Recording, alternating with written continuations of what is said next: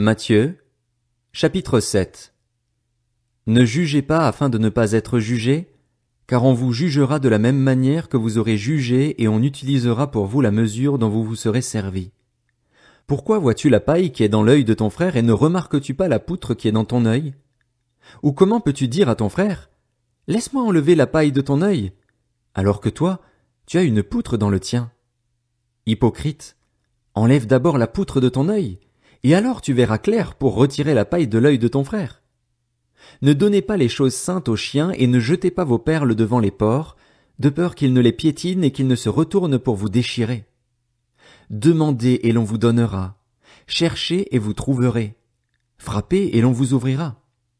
En effet, toute personne qui demande reçoit, celui qui cherche trouve et l'on ouvre à celui qui frappe. Qui parmi vous donnera une pierre à son fils, s'il lui demande du pain? Ou s'il demande un poisson, lui donnera-t-il un serpent?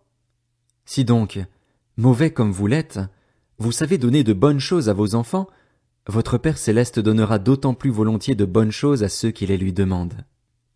Tout ce que vous voudriez que les hommes fassent pour vous, vous aussi, faites-le de même pour eux, car c'est ce qu'enseignent la loi et les prophètes. Entrez par la porte étroite.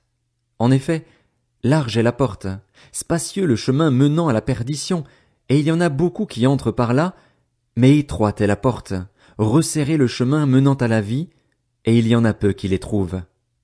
Méfiez-vous des prétendus prophètes. Ils viennent à vous en vêtements de brebis, mais au-dedans ce sont des loups voraces. Vous les reconnaîtrez à leurs fruits. Cueille-t-on des raisins sur des ronces ou des figues sur des chardons? Tout bon arbre produit de bons fruits, mais le mauvais arbre produit de mauvais fruits.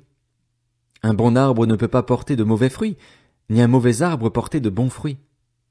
Tout arbre qui ne produit pas de bons fruits est coupé et jeté au feu. C'est donc à leurs fruits que vous les reconnaîtrez. Ceux qui me disent « Seigneur, Seigneur » n'entreront pas tous dans le royaume des cieux, mais seulement celui qui fait la volonté de mon Père céleste. Beaucoup me diront ce jour-là « Seigneur, Seigneur, n'avons-nous pas prophétisé en ton nom? N'avons-nous pas chassé des démons en ton nom? N'avons-nous pas fait beaucoup de miracles en ton nom? » Alors je leur dirai ouvertement, « Je ne vous ai jamais connus.